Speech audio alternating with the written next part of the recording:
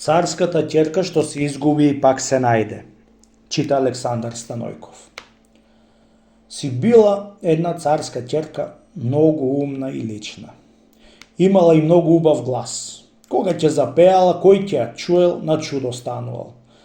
Девојката била тамам на време за мажење. Од секаде стројници ја иделе за да ја сакаат, ама девојката ќе стореше некој саат лакрди со момчето и од разговорот го познавала оти. Не може цар да бидите царство да крепит, та од тоа не бендисувала од кај што ја сакале. Денеска, утре, така правила, дури еднашка татко не беше ја свршил за едно момче од првиот богат од неговото царство, без да ја прашат неа. Едно е кажале од тие свршиле за од тој богат момчето, а па тоа момче било најбудало од сите момчиња дотагај што ја сакале. Ноќта беше побегнала од дома и преку планиње, преку долиње, отишла во едно друго царство и ја застемнило ноќта во една корија. Та се качила на едно дрво да преноќеа. Во зората беше запеала една песна малку речоита и многу гласоита, ошто е било мака да седи толку на дрвото. Син му на царот на тоа царство бил во коријата на лоење, чунки тој бил многу мераклија на лов. Бидејќи шетал низ коријата, чул гласот од песната што пеала царската ќерка и дошол под дрвото, таа викнала од под дрво: "Слези ти ако си човек од озгора, а пак ако не си човек, ќе врлам со стрелова за да те убијам и што си да те видам." Кога чула тој збор царја ќерка, бидејќи умна и разумна, слегла да не си изгуби животта.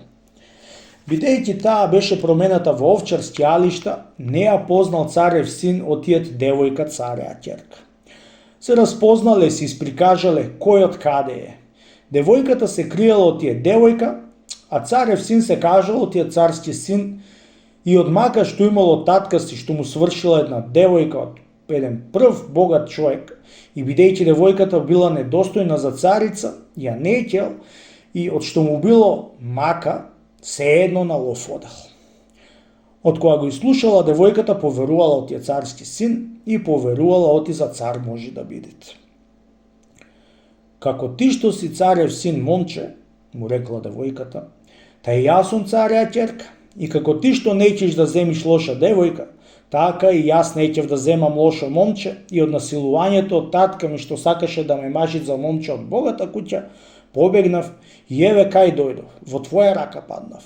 Зер вака било здано момче од Бога да скитам по туѓата земја дури да умрам? Нема веќе девојко да скиташ по туѓа земја и нема да те оставам ти да умреш. Ами дај ми рака да се здравуваме и нати прстен да се престенуваме и да се свршиме за да се венчаме со мене, оти те познав јас оти ќе можеш да бидиш царица." На тие зборови царја ќерка се поклонила и му подала рака и прстеном му го зела. На часот царев син пуштил дома да му донесат еден кат руби и една кочија. Му донесле и ја променил, та си ја вкачил в кочија и си ја однесол дома. Кога ја виде татко му и мајка му, на чудо беше останале на убоината незина и на умнотијата што ја имала. Многу атор му се скршило на татко му и на мајка му од царев син дека не и послуша да земит невеста што му свршиле тие од богата куќа. Ама сосило убаина не бидуват, најпосле се беа стрескале и беше се венчал со царја ќерка царев син. Првата свршеница што го сакаше да го земи, остана променета и нецеливана, што рекол некој. Само мислела каков пакост да му сторит. Во тоа време се отворил еден дженг помеѓу тој цар и помеѓу еден друг, а тој цар што отвори дженгот на овој цар што ја зеде царја ќерка, отворил дженг и со татко од царја ќерка. Отишол царев син на војска и поседел бајаѓи време тамо.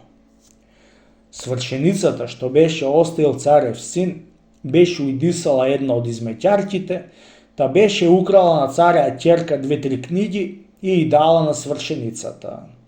И пеала таа книгите и се научила што е пишувал царев син. Од тоа што се научила, му одговорила и помеѓу тоа беше писала за царја ќерка, ѓоа била најбесчесна и си клала подписот ѓоа од татко му е пишано писмото на царев син и го испратила со татарот. Кога беше ја пеал царев син книгата, пуштил една друга книга. Беше напишал до татка си вака: едно видување татко книгава и веднаш невестата да ми ја сурдисаш во таа планина кај што ја најдов, чунки таа да била честна, не ќе ја најдов планина. Која ќе дојдам, ако ја најдам, џуап ќе ми даиш. Му пишал и ја пратил книгата со татарот назад кај татка си. Едно беше ја зел книгата татко му и едно беше ја пеал, при се што му паднало жал за снаа си дека ќе ја сурдуисат. Арно, ама немаше чаре друго колку да му го исполни сакањето на сина му. Му ја дал на двајца чоадари да ја сурдисаат и ја однесоа во една планина, та ја остаја таму. Бегала и нашла една сиромашка жената, му и дала незините алишта и ја зела незините и си тргна преку трупа да оди кај што ќе и дајт Господ. Одејќи, дошла во едно кралство многу мало и за късмето цареја ќерка допаднала во градот кај што седела кралот, да се погодила за акчијица у кралот. Не оде многу време, ќе врвеле цареите што беа на војска низ градот од кралот и го носело редот да и канит на гости цареите. И канил на гости, татко е и момчето е, за късмет, и свекрва е, чунки тој беше дошол да си го пречека сина си. Кога и виде цареја ќерка, од радост ќе беше излетала.